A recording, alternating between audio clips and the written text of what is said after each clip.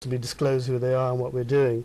Okay. But we are consultants that look at telling those organisations that things which are so simple, it's like say, which are black and white, yet they can't see them because they've been working in a way for the last 20 years and not able to change. Mm. And that's a live example we've got currently at the moment, where we're working on with the quite large organisation. I can't really say who it is. But yeah, they're quite like blue chip companies. That's right. Yeah. That's that sort of size. We're talking about well done. Sort of like it's a large asset-based company, let's say, that owns substantial assets. We're talking about 10, 20 billion plus. MashaAllah, that's fantastic. You know, I think it's actually very common for, I don't know if it's the same in your education at the moment, London School of Economics, where I was actually doing a master's in supply chain management. They always we compared the different countries and the mentalities, like the Americans, the British and the Japanese. And the one thing about the Americans and the British, which they actually learned from as well, is they've got this philosophy: if it's not broken, don't fix it. They just carry on with it, yeah. But with Japanese, and that's how the Japanese car market excelled and the motorcycle industry excelled. Pun intended. What it is, unintended, is they've got the mentality: if it works, perfect it. So they're constantly competing against themselves to always create a new innovation and improve whatever exists. Not just say, okay, this television works, we'll create this television, it's selling, great, let's sit back and relax and enjoy the income. No, they say, right, okay, what's the next level, what's the next? So they're always trying to perfect what they're doing. And I think that's why it's common in the UK, and that's why you found these clients. I think it's more of a. Well, I'd say that it's probably predominant internationally as well. I'd say it's, I suppose, the change in organisations where you've got 1,000+ staff to be able to deal with it, and all of a sudden within 6 months or a year to change your whole system around to meet a new requirement. There's a lot of legacy. There is actually is a massive transformation, and I suppose that bit of it is very difficult to do, and yet so very simple to understand, but very difficult to transform. So it's a bit like going back to the old days of BT.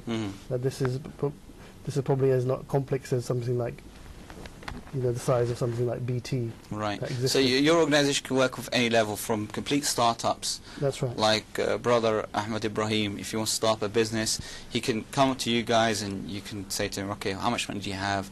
What skills do you have? And you can work something around that. That's right. And help him focus in that area. That's correct. And you can also go into very large organisations, like the example he was given, like really blue chip company, a PLC company. You can say, right, okay, you've got thousands of employees. We'll help you, do like a business reverse re-engineering and turnover the company. Turnaround. Yeah.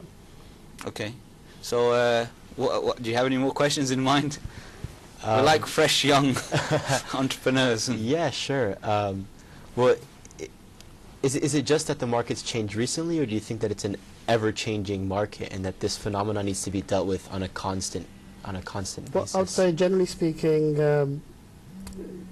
as an organisation, you constantly need to be looking at new ways, because the whole, let's say, the technology space is changing on a daily basis. The mobile telephony space is changing. So depending on the sector you're in, I think the asset-based area, which is I'm a specialist in, is more of a slow giant, because property is always there, it's bricks and mortar. So that the changes required don't necessarily need to be so rapid on a sort of monthly or a daily basis.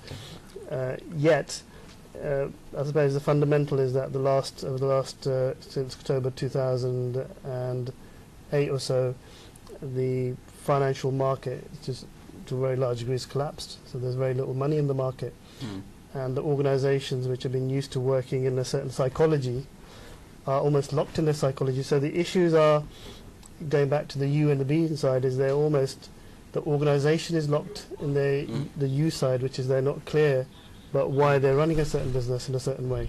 They're still working the same business in the same way as they were.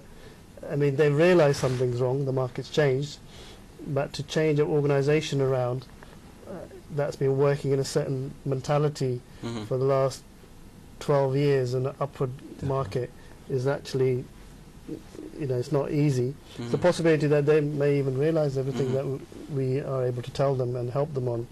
Realising is one thing, creating the change and making it happen is another thing that's not easy to do. This is where we are able to work at that level, but yet we can also work with the individual. So we are a sort of one-stop shop for sector-wide. So do you also offer like a brokerage service where you can actually, if someone wants to sell their business or they're looking to buy a business, a ready-made business, do you act like a middleman? Do you have that service as well? Well, by my very nature, I'm let's say a fairly low-key networker. Okay. So I used to be quite a, let's say, high-key networker a few years back, but the last couple of years have been quite low-key. Yeah. So just basically upping my understanding and knowledge in business and working with, I suppose, less people, but more at quality contact level. So not really out in the public eye so much. But so if we want to talk a bit about especially like business mortgaging. I know for yourself, Ahmed, your parents, they've taken out a halal mortgage. Now, a lot of people say, well, halal mortgage, how's that work? Yeah. And to be, on a personal level, I mean, I've always looked for, halal loans as such, and I don't find them in existence in the UK, but in the US, I mean, tell us about your experience. Well, how did it work for you, for your parents? And yourself? This was a while back actually, and it was basically this firm. It's called Amin Housing. I'm not sure. Okay, so they basically, what do they do? So they provided you guys for funding, and they bought the property. Yeah, so they buy the property initially. Yeah. And then we're renting the property from them. Okay. And as we're renting it, we're also buying back a share of the property. And eventually, after a given period of time, we've gotten 90%, 92, 94, 96% until we've gotten 100% of the property. Right. And then we don't have to pay rent to anyone anymore. But in the case of let's say a default or something, what would happen in that case? Is there like a contract that says, right, you have to pay, if you don't pay this amount? Well, I mean, I think they've Do they charge any interest at all, or is it? No, they don't. But I think they've really gotten the idea of collateral down. I mean, they own the house at the end of the day. It's not like they've purchased the property and we're renting until we can buy equity back. Right. And well, let's say, for example, that for 1 month or 2 months you don't pay them anything. You say, right, okay, I've lost my job. What happens then? I'm not sure about the intricacies of the policy. Right. Okay. But I mean, I'm do sure they just continue just renting the property to you? That's what I'm trying to get at. I'm sure something you have to buy back something every year. Are you bound to buy something every year, or can you just say, right, okay, no, I just want to keep renting the property? To be honest, I'm not sure. However, I mean, my assumption would be that they're not in the business of owning property. They're just selling in the short term. Yeah, that's right. And so, okay, because I'm trying to relate it into business. I'm saying, right, okay, if this model can work for the residential market, it could also work for the business side. Okay. Because a lot of the banks in the UK, what they do, they say, okay, you want to take this money to buy an asset, a business asset.